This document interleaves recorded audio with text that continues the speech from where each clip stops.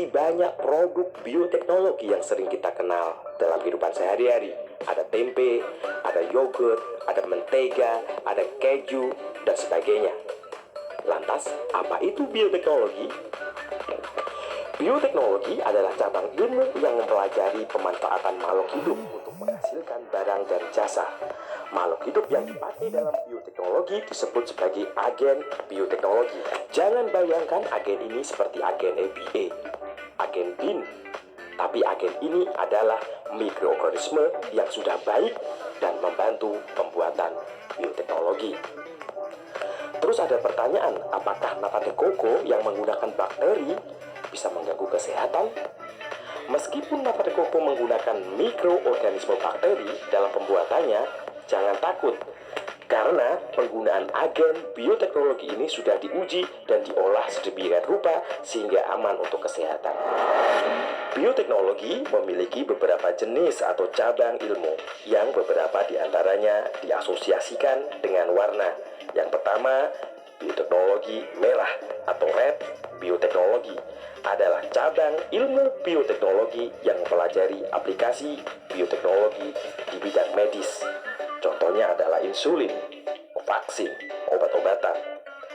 Yang kedua, bioteknologi putih atau abu-abu atau white atau gray bioteknologi adalah bioteknologi yang diaplikasikan dalam industri seperti pengembangan dan produksi senyawa baru serta pembuatan sumber energi terbarukan. Contohnya adalah pembuatan etanol dan sebagainya. Ketiga, bioteknologi hijau atau green bioteknologi mempelajari aplikasi bioteknologi di bidang pertanian dan peternakan.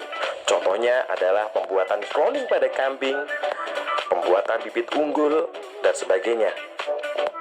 Yang keempat, bioteknologi biru, blue bioteknologi, disebut juga bioteknologi akuatik atau perairan, yang mengendalikan proses-proses yang terjadi di lingkungan akuatik. Contohnya antara lain adalah salmon transgenik yang memiliki hormon pertumbuhan secara berlebihan sehingga menghasilkan tingkat pertumbuhan yang sangat tinggi dalam waktu singkat. Berdasarkan agen yang dipakai dalam bioteknologi, bioteknologi dibedakan menjadi dua, yaitu bioteknologi konvensional dan bioteknologi modern. Konvensional diartikan sederhana, modern diartikan kompleks. Perbedaannya adalah bioteknologi konvensional, teknik yang digunakan hanya sekedar fermentasi, sedangkan modern, teknik yang digunakan adalah DNA rekombinan. Yang kedua, tidak mengubah sifat proses pada agen biologi atau organisme yang digunakan, sedangkan pada bioteknologi modern mengubah sifat proses pada agen biologi yang dihasilkan. Contoh dari konvensional adalah tape, tempe, alkohol, asam cuka, dan yogurt. Sedangkan pada yang modern adalah insulin, bakteri, tomat tahan hama, dan sebagainya. Bioteknologi konvensional pangan bisa dilihat dalam tabel, ada beberapa contoh. Biasanya dalam ujian yang keluar adalah nama produknya, nama bahannya, dan nama mikroorganisme yang berperan dalam pembuatannya. Bisa kamu screenshot ini sebagai bahan kamu untuk belajar dan untuk menghafalnya. Nata de coco, air kelapa. Bahan utamanya, mikroorganismenya Acetobacter psyllium. Kecap, bahannya adalah kacang kedelai, Aspergillus oryzae. Tauco juga sama, kacang kedelai dan Aspergillus wenti. Roti, bahannya adalah tepung, mikroorganismenya adalah Saccharomyces cerevisiae. Mentega, bahan utama adalah susu. Nama bakterinya atau mikroorganismenya adalah bakteri asam laktat. Oncom, kacang tanah, Monila cytopila. Kecap, bahan utamanya adalah kedelai, Aspergillus wenti sama seperti tauco. Yogurt, susu. Mikroorganismenya adalah Lactobacillus bulgarius. Keju, bahan utamanya juga susu, Lactobacillus gaizei. Dan tapai, bahan utamanya adalah umbi ketela atau ketan beras. Nama bakterinya adalah Saccharomyces cerevisiae atau Saccharomyces sp. Tape dibuat dengan memanfaatkan mikroorganisme yang diberi nama ragi tape, itu kalau dalam bahasa Indonesia. Salah satunya organismenya adalah Khamir Saccharomyces Carificae atau Saccharomyces sp atau ragi. Ini juga berupa jamur ini. Lihat ini, tape terbuat dari singkong yang diberi tadi Saccharomyces sp atau Carificae.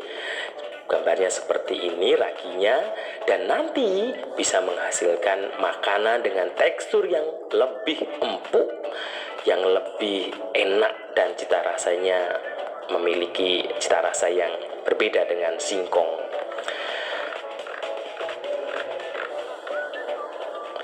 Selain Saccharomyces, ternyata jamur Aspergillus sp dan bakteri Acetobacter aceti juga berperan dalam pembuatan tape. Jadi kalau dilihat bagannya, jadi amilum itu adalah pada singkong ditambah air H2O dibantu Aspergillus sp membentuk glukosa.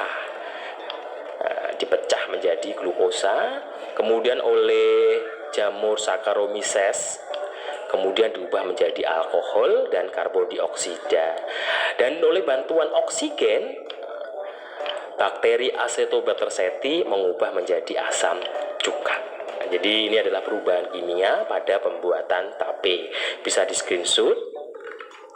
Yang selanjutnya adalah yogurt.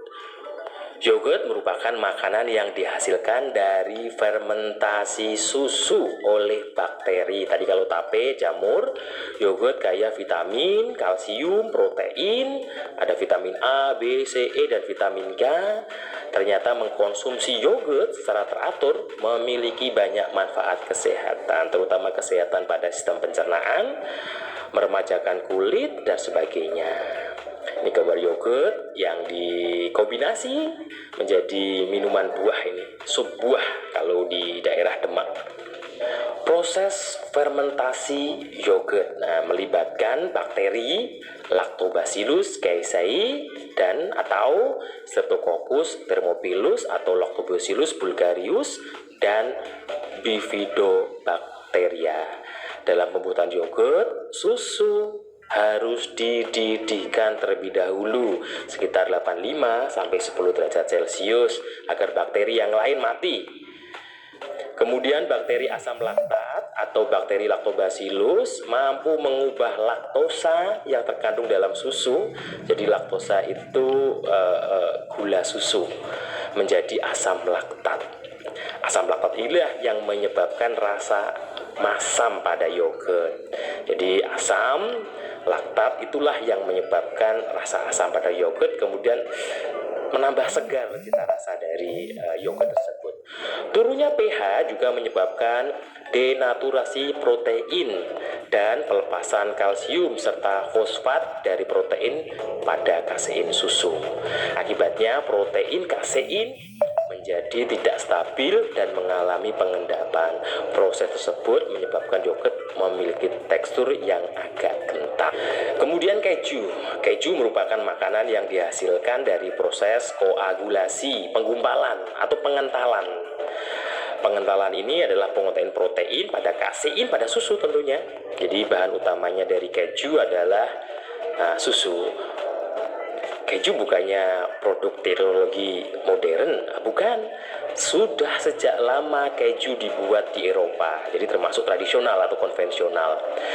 Selama pembuatan keju, susu biasanya dibuat dalam kondisi asam lebih dahulu, kemudian ditambahkan rennet. Pengasaman susu dapat dilakukan dengan menambahkan bakteri seperti pembuatan yogurt, yaitu Lactobacillus sp.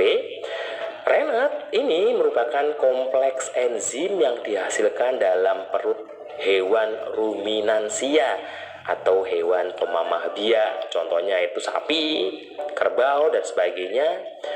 Komponen penyusun utamanya adalah enzim renin atau enzim chymosin. Kalau pernah dengar merek Cimori, enzim renin merupakan kelompok enzim protase yang mampu memutuskan ikatan peptida dalam protein. Enzim inilah nanti yang berperan penting dalam pengentalan atau koagulasi atau penggumpalan protein di dalam susu, sehingga terbentuk padatan atau yang disebut dengan dadih atau curd. Dan bagian yang cair disebut air dadih atau whey. Dadih inilah yang akan diproses lebih lanjut, pematangannya, pengemasannya, sehingga terbentuk makanan yaitu keju. Keju banyak ini, ada keju mozzarella dan keju-keju yang lainnya. Tempe sangat familiar oleh telinga kita. Tempe adalah makanan khas Indonesia yang sering dikonsumsi, makanan favorit.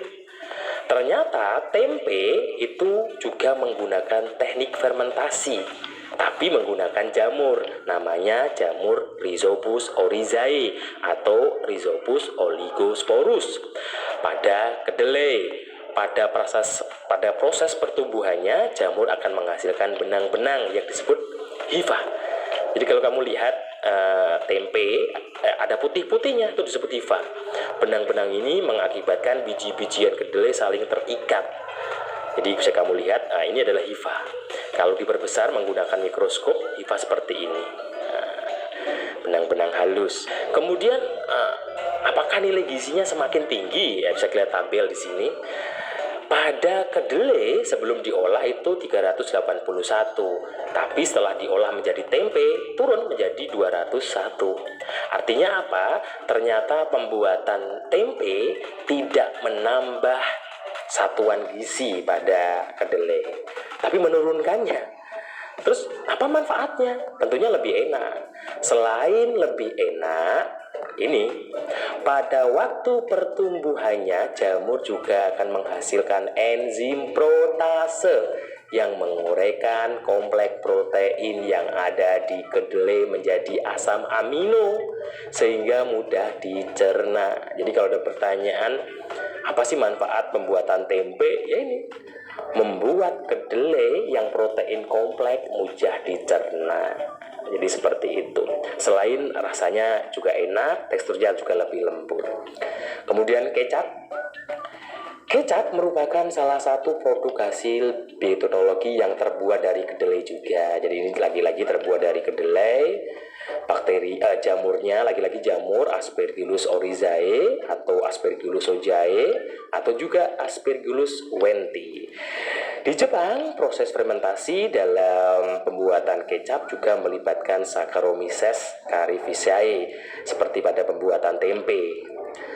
Pada tahap awal pembuatan kecap, kedelai dicuci hingga bersih, kemudian direbus hingga matang. Selanjutnya kedelai yang telah direbus ditaburi kultur jamur tadi, Aspergillus sp tadi. Setelah berwaktu, jamur akan berkembang menghasilkan enzim mampu menghidrolisis amilum menjadi gula sederhana dan menghidrolisis protein menjadi asam amino.